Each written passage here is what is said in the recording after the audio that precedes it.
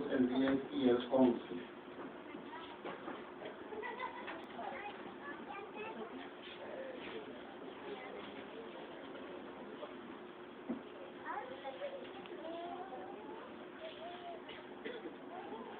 Y leemos en el nombre del Padre, del Hijo y del Espíritu Santo.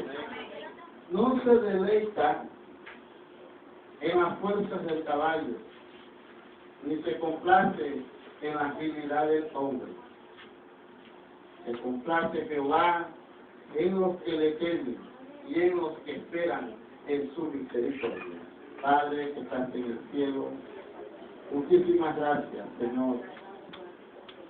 Una vez más, agradecemos tu bondad y tu grandeza, Señor.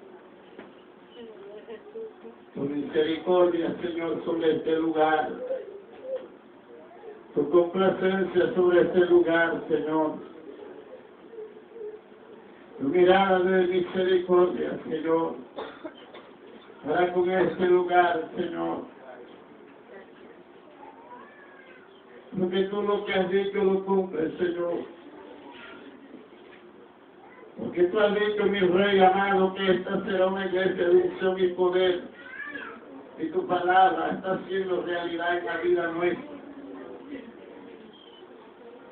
Porque bueno es sentir tu presencia, Señor. Bueno es sentir tu gozo, Padre Santo. Bueno es adorarte desde lo más profundo, Señor. Bueno es alabarte con toda nuestra fuerza, Señor. Muchísimas gracias, Padre amado. Gracias, Señor. Sé que las tinieblas están retrocediendo y seguirán retrocediendo más, Señor. Sé que tú has tomado el control de este cerro, Señor amado, de la gloria. Y sé que las tinieblas están siendo arrinconadas, Dios. Sé que los brujos y brujas de este lugar están siendo arrinconados. Sé que los gnósticos, Señor, están siendo aplastados y arrinconados por el poder de tu grandeza, Señor. Gracias por lo que estás haciendo. Por la grandeza aún más que veremos sobre este lugar. Te doy muchas gracias, Señor. Amén. Pueden sentarse. El tema que quiero compartir en esta noche se llama la complacencia con Dios. Complacencia de Dios. Yo quiero hablar acerca del gozo que Dios siente cuando adoramos su nombre. Yo quiero hablar acerca de lo que Dios mira en nosotros, acerca de eso por lo cual Dios se goza con nosotros. Porque en el primer texto que hemos leído, dice que no se deleita en la fuerza del caballo, ni se complace en la agilidad del hombre. Antes de hablar Dios de qué le complace de nosotros, Dios habla de la fuerza del caballo que representa fuerza. Y habla también de la habilidad del hombre. Porque hay gente que en estas cosas se complace. Porque el caballo representa guerra, ímpetu, potencia y poder humanamente. Y la gente cuando tiene poder y tiene grandes cosas, se sienten complacidos, pero no Dios.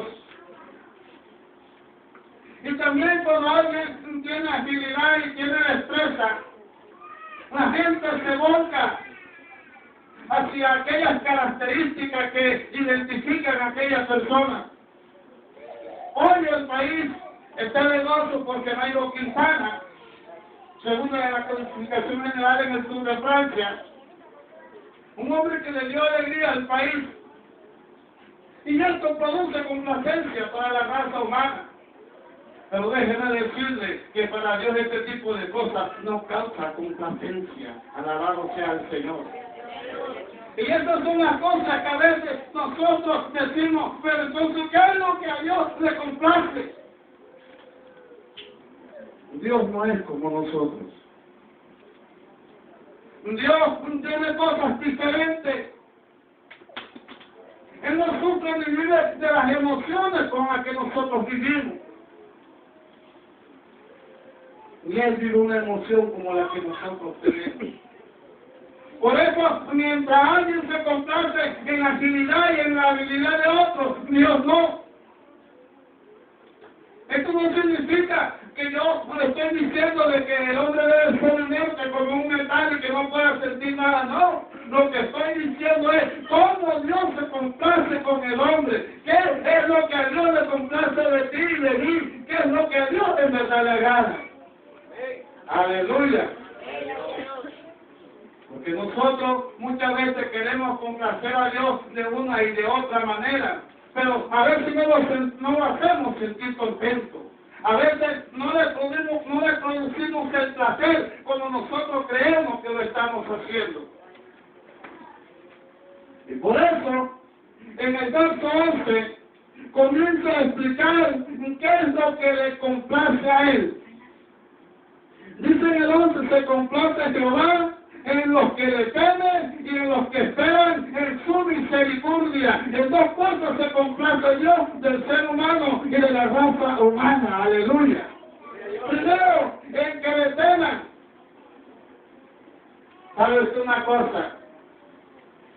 Que cuando Dios llegó al Sinaí, una de las primeras palabras que tuvo Israel cuando salió de Egipto, dice la Biblia que Dios habló al pueblo y dijo que le hablaría, pero se dirigió a Moisés. Y allí comenzamos a ver en la primera parte por qué Dios comienza a poner temor en el hombre. Dice en el 20:20, y Moisés respondió al pueblo: no temáis, porque para probaros vino Dios, para que su temor esté delante de vosotros, para que no pequéis. Una de las razones por la cual Dios se complace con nosotros es que tengamos temor. Y Dios puso temor en el hombre para que el hombre no peque, para que el hombre aprenda a tener freno frente al pecado. Pero el hombre que no tiene temor de Dios le importa pecar. Por eso dice Éxodo 20:20, que después que Dios va a hablarle al pueblo, entonces le dice a Moisés que no tema. Porque hay varias clases de temores. Y el temor del que estoy hablando es el temor reverente, es el temor que se siente hacia Dios por su justicia, por su grandeza, porque hay gente que no tiene a Dios, hay gente que no tiene temor de Dios, hay gente que le importa pasarse a Dios por encima de la autoridad de Él.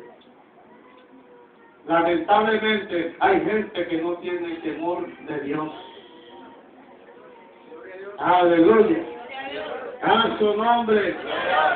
Cuando Dios pone el temor en el hombre, es porque hay un principio inicial del que habla Proverbios 1:7. Todo hombre que tenga temor, en él nace la sabiduría. Dice la Biblia, porque el principio de la sabiduría es el temor a Dios. Un hombre que no tiene temor a Dios está muy lejos de tener sabiduría, está muy lejos de poder contemplar la grandeza de Dios, porque el hombre sin temor no tiene freno para hacer lo malo. Alabado sea el Señor. Un hombre sin temor es un hombre sin confianza. Es un hombre que no va camino a la sabiduría. Por eso es que es necesario que alguien que tenga temor de Dios también haya la sabiduría en él para aprender y saber hacer las cosas. ¿Cuánta gente torpe no hay que vive practicando el pecado? Y uno dice, pero si intelectualmente no hace las cosas, no hay que confundir la inteligencia ni el conocimiento con la sabiduría, porque la inteligencia es una cosa, el conocimiento es otra y la sabiduría es otra. Gloria a Dios. Hay gente inteligente que no es sabia. Usted sabía eso, que hay gente que tiene conocimiento que no es sabia. La sabiduría es algo propio del cielo. sabiduría no es humana. Y la sabiduría, cuando Dios habla de la sabiduría, el primer principio que debe tener todo ser humano es el temor a Dios. Alabado sea el Señor. Por eso, cuando el Señor fue a presentar a Job, dice aquí en el 1:8 que dentro de las características que tenía Job, porque tenía muchas características, Dios habla de su temor. En el 1:8 dice: Jehová dijo a Satanás: no has considerado a mi siervo Job, que no hay otro como él en la tierra, varón perfecto, dice, y temeroso de Dios. Aleluya. Así que si usted quiere tener sabiduría, sea temeroso de Dios. Porque hay gente que quiere tener un beneficio de Dios, pero no quiere hacer lo que quiere que Dios haga. Hay gente que sí está dispuesta a sabiduría. Hay gente que quiere tener el manejo de tantas cosas, pero le hace falta tener el temor de Dios. Porque una persona que no tenga temor de Dios sin sabiduría es una persona que va a hacer daño. Porque para que una persona tenga sabiduría y no le da temor, es necesario que esa persona entienda que el manejo de la sabiduría, el principio esencial, es el temor a Dios. ¿Qué sería de la raza humana con sabiduría? Aleluya. A veces uno ve a esa gente preparada y uno dice: qué gente tan importante. Pero le debe meter uno unas caídas, porque son inteligentes, pero no son sabios.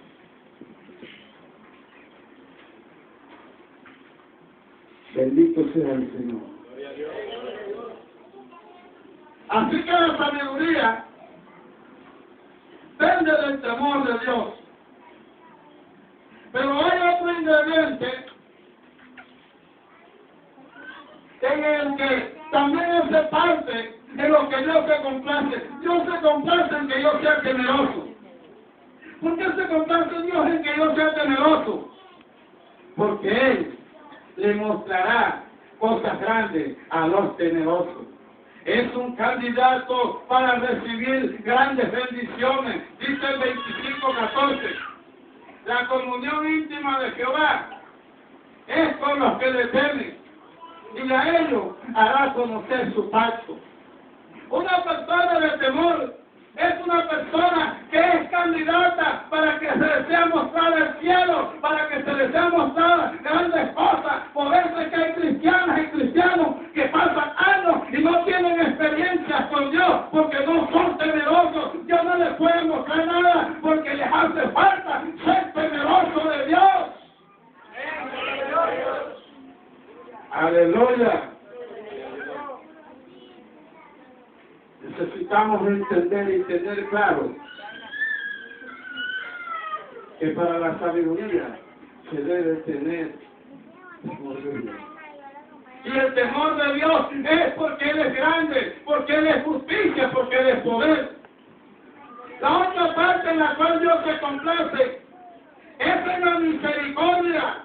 Pero cuando habla de la misericordia, dice: en los que esperan. En los que esperan en su misericordia. Por eso dice el Señor en Mateo 5:7, que los misericordiosos heredarán el cielo. ¿Sabe usted que la misericordia es algo innato de cada hombre y mujer que teme a Dios? Entonces, para tener sabiduría, necesito tener temor. Y si soy temeroso, entonces en mí también habrá misericordia. ¿Sabe que hay gente que no tiene misericordia? Y Dios no se complace en eso, porque la misericordia prevalece ante el juicio. La misericordia prevalece ante muchas circunstancias. Y Dios se movió a misericordia hacia mi vida, hacia tu vida. Por eso yo tengo que aprender a ser misericordioso. Esta es la otra parte importante en la que Dios se complace. Así que los dos pilares que permiten que Dios se mantenga complacido conmigo es número 1 el temor y número 2 la misericordia. El temor para que no pequemos y la misericordia para que aprendamos a contemplar las cosas y no actuar como si no tuviéramos raciocinio, porque en la misericordia es donde se ve cómo actúo yo, en la misericordia es donde Dios puede sopesar mis sentimientos, es donde Dios puede sopesar mi carácter y mi conducta.